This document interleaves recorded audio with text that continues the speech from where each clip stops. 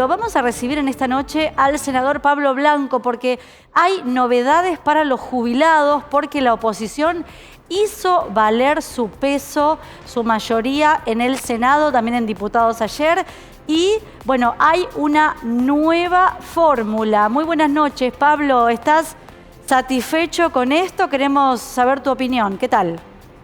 Buenas noches, ¿cómo le va? Sí, en principio sí, nosotros acompañamos la media sanción que venía de diputados, donde se modificó o se actualizó la fórmula de, valga la redundancia, la fórmula de actualización del haber jubilatorio, donde se fijó o se recuperó un porcentaje que es el 8%, que era la diferencia del reconocimiento de la inflación del mes de febrero, si mal no recuerdo. Y a su vez se fijó también una fórmula de ajuste anual, independientemente de la mensual, de equiparación de los salarios, con una canasta básica, un piso de una canasta básica más el 9%. A su vez, hay en otro artículo, los últimos, que esto no afecta a Tierra del Fuego, se intima al gobierno a llevar adelante el pago de las deudas que mantiene con las provincias que no transfirieron sus cajas. En el caso de Tierra del Fuego no transfirió su caja, pero no se considera por las condiciones de acceder a la jubilación en Tierra del Fuego que su caja sea deficitaria. Pero bueno, esencialmente lo que tiene que ver con los jubilados, se recupera el 8%, se hace una nueva fórmula de actualización que es el 50% de la variación de la inflación y el 50% de la variación del aumento salarial, con lo cual se ajusta una vez al año y que mes a mes se va aumentando por inflación la jubilación. Y a su vez, como te decía al principio, esta recuperación de la diferencia del 8% desde el mes de abril hacia adelante, con lo cual van a tener un recálculo. Son muchas palabras, en definitiva, de acuerdo a los cálculos, para una jubilación mínima es una suma que no ronda más allá de 70.000, 75.000 pesos el ajuste en el primer mes, con lo cual, si bien son muchas palabras, muchas frases, en realidad yo creo que debemos trabajar para lograr de otra manera mejorarle sustancialmente el ingreso a los jubilados, sobre todo aquellos que perciben la mínima, que es la mayoría de quienes estén jubilados. Pablo, quienes están jubilados. Pablo, ¿qué tal? Buenas noches. Bueno, el propio Javier Milei salió ya a decir que va a ratificar el fallo y que, bueno, esto no va a ser así. ¿Ustedes qué piensan? Que si esto vuelve a la Cámara de Diputados, ¿qué es lo que va a suceder? Bueno, el presidente tiene la facultad constitucional de vetar lo que sancionó el Congreso, pero tanto en la Cámara de Diputados como más precisamente hoy en el Senado, hoy salió por amplia mayoría, por más de 2/3 la aprobación. Y esto, por ahí en el Senado se demoró un tiempo porque se le ofrecieron posibilidades al gobierno nacional de intercambiar información, de tratar de buscar un camino de entendimiento donde se respetara la mejora de las jubilaciones, donde se buscara una manera de evitar el veto. Pero bueno, ante todas las propuestas que se hicieron de distintos sectores del Senado de la Nación, de distintos espacios políticos, la contestación del gobierno se demoró y por eso la demora en la tramitación, pero no hubo una contestación satisfactoria. El gobierno lo único que terminó aceptando era el 8%, pero no aceptaba la fórmula de ajuste anual, no aceptaba el piso mínimo de una canasta básica más el porcentaje. Así que bueno, la determinación que tomamos la mayoría de los senadores fue acompañar esta media sanción de diputados, que seguramente, reitero, vetará el presidente de la Nación y bueno, después ingresará a la Cámara de Diputados y si se repite la votación se insistirá por 2/3 y de ahí será girada al Senado de la Nación. Y calculo que en el Senado de la Nación se va a ratificar la información de hoy, que fueron todos los artículos en los cuales había diferencia. Los artículos en particular que había diferencia fueron todos aprobados por una mayoría superior a los 2/3. ¿Esto afecta el plan económico que está llevando adelante el presidente Javier Milei? Yo creo que no afecta el plan económico, o no afecta de la manera que ellos pretenden, que hacer creer que está afectando el equilibrio fiscal. Yo creo que el equilibrio fiscal es importante. Yo creo que no gastar más de lo que ingresa es importante, pero ya vienen anunciando hace varios meses superávit, y yo creo que no es correcto ni saludable que se hable de un superávit fiscal cuando hay necesidades insatisfechas, sobre todo con una clase de alrededor de 7,5 de habitantes de Tierra del Fuego, que son aquellos que están jubilados, de los cuales más del 70% son jubilaciones mínimas, con lo cual la jubilación mínima no le alcanza a la subsistencia, y ni hablemos si entramos a hablar no únicamente de la canasta básica, sino de la canasta de medicamentos. Realmente hay que analizar con detenimiento, y la situación es muy, muy complicada. Me parece que hay otros lugares en los cuales se puede obtener el monto que significa esto, que es el 0,4% del Producto Bruto Interno. Así que me parece que también es cierto que estamos trabajando con muchos números en el aire, porque es responsabilidad del Gobierno Nacional que en el año 2024 estemos transitando sin un presupuesto aprobado, sino que estamos trabajando con un presupuesto reconducido, con lo cual se hace muy difícil corroborar la información que dice tener el gobierno nacional. Senador, por otro lado, se congelan las dietas hasta el 31 de diciembre, por lo menos. Usted ha votado a favor de este aumento. ¿Qué opinión tiene al respecto?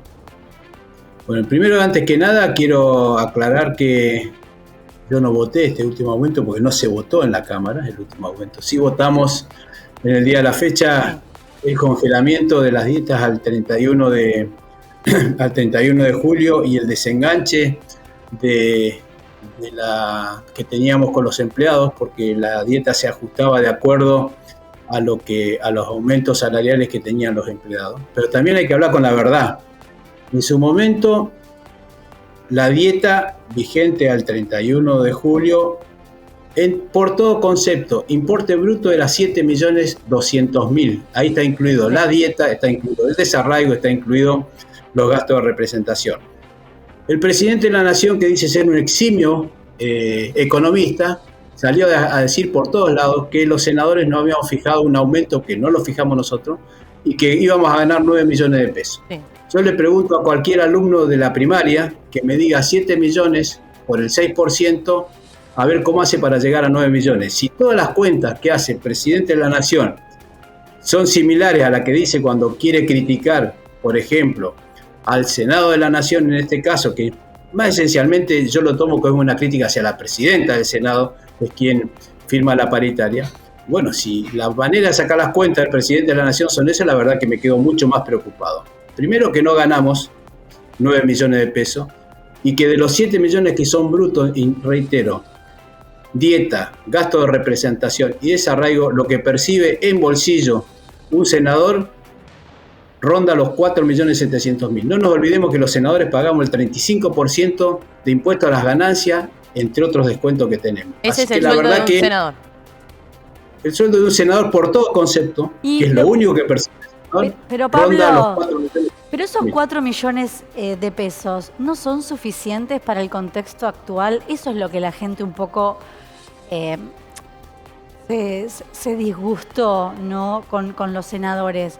¿No es un poco lógico, un poco más lógico que los 7?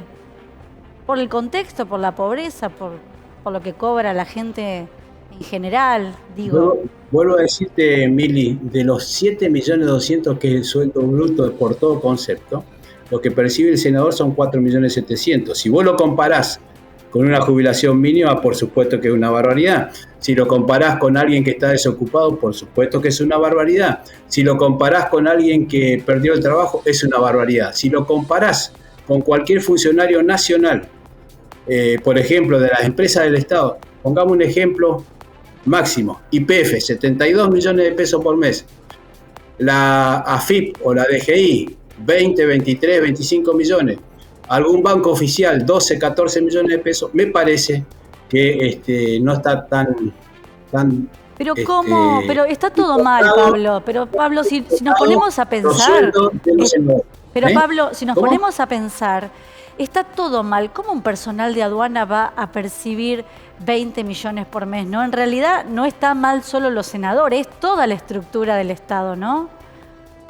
Bueno, por eso nosotros teníamos discutiendo en comisión, y hoy volvimos a insistir que vamos a tratar dentro de todos los proyectos que están presentados desde el mes de marzo y de abril, antes de esta discusión, una ley de salarios de toda la administración pública, donde Totalmente. nadie pueda ganar más que el presidente, con la aclaración de que muchos se hacen los distraídos, que el presidente de la nación no solamente cobra su sueldo, tiene gastos reservados y tiene todos los gastos pagos de lo que se le ocurra. Entonces me parece que a veces, por supuesto que es más fácil pegarle a un senador, pegarle a un diputado, pegarle a un legislador, que pegarle a otro funcionario. Y aparte que me hagan creer a mí, el presidente de la nación, que un ministro vive con 1.200.000 pesos como ministro de un gobierno nacional, me está faltando como mínimo el respeto. Con el solo hecho de ver cómo se visten los ministros, no sé cómo justifican de la manera que viven. Entonces me parece que acá hay que sincerar las cosas. Y te vuelvo a decir, si vos comparás el sueldo de cualquier funcionario con un desocupado, es una locura. Con un jubilado de la mínima también es una locura.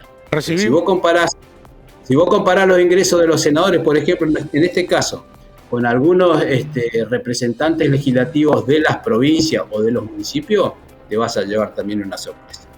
Pablo, también recibíamos muchos mensajes y el descontento de la gente por la cantidad de asesores que tienen tanto los senadores como los diputados. Pero bueno, en este caso los senadores, y espero que no interprete mal mi pregunta, senador. ¿Qué cantidad de asesores tiene usted? Yo te lo voy a explicar con detenimiento. Primero, sí. Que no es cierto lo que publica que tengo 28 colaboradores míos. Eso no es cierto. Vayan de nuevo a la fuente y tengo 22 personas, de las cuales 16 personas son empleados de planta permanente del Congreso de la Nación. Claro, son adscriptas. Las 22 son empleados de planta permanente. El que menos antigüedad tiene en el Senado tiene 11 años de antigüedad. Son sueldos que el Senado viene pagando. En el caso particular mío, yo tengo personal afectado y nombrado por mí, son 10 colaboradores. Te aclaro, y no es para mandarme la parte, pero de las 27 comisiones parlamentarias que tiene el Senado de la Nación, quien te habla participa en 17 comisiones unicamerales, en 7 comisiones bicamerales y en 3 comisiones fuera de la función legislativa. Entonces me parece, Consejo de Malvinas, tengo otros fideicomisos, la Biblioteca del Congreso. Entonces me parece que si yo quiero participar, como es mi obligación, en la totalidad de las comisiones, tengo que tener como mínimo un colaborador para que me atienda 2 comisiones, porque no voy a poder estar en todos lados. Entonces me parece que muchas veces se habla del desconocimiento.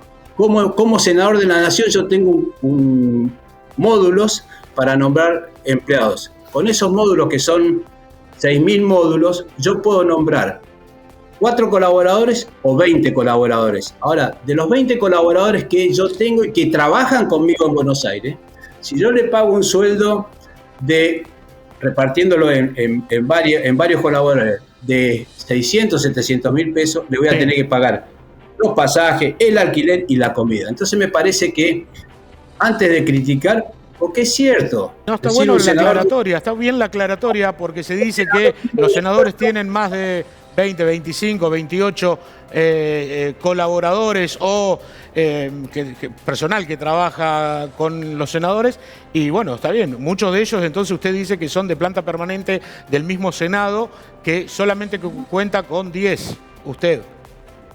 Por supuesto, de mis colaboradores, la mayoría son empleados de planta permanente del Senado, y los que tengo, el resto de los colaboradores nombrados por mí, que ingresaron conmigo y que se van a retirar conmigo el día que yo me vaya, porque no dejo ninguno en planta permanente, como no lo hice durante todos los años que fui legislador provincial, no dejé ningún colaborador mío en planta permanente en la legislatura de la provincia, que muchas veces me dijeron sos un tonto o sos una mala persona por no dejarme trabajar continuamente. Es mi manera de ser. Ingresaron conmigo y se van a ir conmigo. Y la mayoría son todos profesionales, porque yo necesito en las comisiones gente capacitada y gente que tiene que estar trabajando en Buenos Aires. Sí. Y si yo traigo colaboradores de Tierra del Fuego, ¿de dónde soy? A trabajar en Buenos Aires tengo que pagar un sueldo digno. Entonces no puedo tener contratados de 300, 400 mil pesos, que sí tengo 3 o 4 colaboradores en Tierra del Fuego con sueldos muy menores. Pero bueno, Si no, no pueden vivir en Buenos Aires. Un alquiler en Buenos Aires donde yo vivo, porque yo vengo y trabajo de martes a viernes toda la semana, estoy pagando alrededor de $1,5 millones de pesos. Sí. $1,5 millones de pesos el alquiler y la despensa. Entonces me parece que hay cosas que hay que considerar. Senador, no quiero dejar de mencionar que usted ha trabajado mucho sobre el tema. ¿Cómo se encuentra la situación del radar en Tolwyn? El radar en Tolwyn, bueno, la última información que yo tengo de autoridades del gobierno nacional es que el radar aseguran que no está funcionando. Mis temores que tengo, y ustedes habrán visto seguramente ayer o antes de ayer en publicaciones nacionales, una campaña que se ha empezado de crítica hacia quienes criticamos valga la redundancia, la instalación del radar, como que somos gente que no aceptamos el avance tecnológico y esas cosas. La empresa ha salido a realizar una fuerte campaña y yo me temo, lamentablemente, ojalá me equivoque, que el gobierno nacional va a ser proclive a que siga instalado en Tierra del Fuego o que se reinstale en Tierra del Fuego el radar, cosa que no se puede permitir porque no es un capricho que uno esté en contra de una empresa o no empresa. Me parece que la soberanía nacional y la seguridad, y sobre todo en una zona tan específica como Tierra del Fuego, es de suma importancia. Pero bueno, para algunos es más importante el negocio que la seguridad nacional. Bueno, cada cual allá con su tema. Senador, bueno, respecto a esto de que ha traído mucho que hablar durante esta semana, por eso también la consulta del tema del aumento de los sueldos de los senadores. Hay mensajes al respecto, por ejemplo, acá nos dice, buenas noches, ¿qué dice entonces el señor senador del sueldo de un profesional de salud con título universitario de 176.000 pesos? Ahora, si él quiere compararse con lo que recibe en un mega sueldo, él quedaría mal. Claro, porque en realidad usted dice, ¿no?, esto de que no nos podemos comparar, pero la Argentina en sí está mal en cuanto a los salarios y en cuanto a la pobreza. Por eso es que también hay tanto el enojo. Por supuesto que sí. Yo no desconozco del profesional que cobre 176.000 pesos profesional. La verdad que no sé a qué se refiere. No creo que cobre hoy en día hasta 170.000. los profesionales tienen los sueldos bajos. No creo que cobre 176.000 pesos un profesional, no sé en dónde. No sé en dónde, porque 176.000 pesos, un médico 176.000 pesos. Sí, así nos dice un televidente. No, debe estar mal. 176.000 pesos, perdón, está mal. Con 4 o 5 consultas gana el doble. Entonces me parece que está faltando. No ganan tanto igual. El sistema público sabemos que no es así, senador. Bueno, le pero quería se refiere a un médico público. Pero yo no quiero discutir. Sí, yo tampoco, porque ya se entendió, senador. Porque no es fácil discutirlo, pero yo no me escondo. Yo digo lo que realmente es. Y si quiere, cuando vaya a Tierra del Fuego, les publico el recibo, se los muestro para que por si no me creen. Por eso lo llamamos, senador, porque es el único que da la cara. El único. La gente le gusta, no le gusta, pero el único que explica lo que vota. Porque nos cansamos de llamar a los otros senadores y ninguno aparece, ¿no? Ni te responden. Dice, soy jubilada, me llamo Berta. Díganle a Pablo Blanco que agradecida por la votación de hoy, algo es algo, dice Berta, le manda saludos. Pablo Blanco, ¿cómo observa el país? O sea, este déficit cero, esta inflación que baja, pero uno nota que en Tierra del Fuego estamos con problemas en la industria, problemas de empleo. ¿Usted está preocupado, senador? ¿Cómo viene lo que usted observa sobre Milei, sobre la gestión? Por supuesto que estoy preocupado. Estoy muy preocupado por la situación económica. Nosotros estamos manejando información. Yo formo parte, si bien no se volvió a constituir todavía la Comisión de Seguimiento de la Deuda Externa, yo formo parte de esa comisión y veo con alarma que en los 8 o 9 meses que lleva el gobierno, la deuda ha aumentado en más de 70.000 millones de dólares. ¿Dónde está el déficit cero? Yo entiendo, la inflación ha bajado, pero también ha bajado la actividad económica de tal forma que las consecuencias se están viviendo, entre otras cosas, por ejemplo, como usted bien decía, de la industria de Tierra del Fuego, porque hay necesidades insatisfechas de la gente que por supuesto que van a destinar los recursos que tienen a alimentarse y a necesidades básicas y no a cambiar un celular, por ejemplo, no a cambiar un televisor, no a adquirir un aire acondicionado o no a adquirir elementos que se fabrican, por ejemplo, en la industria textil de Tierra del Fuego, y eso tiene sus repercusiones.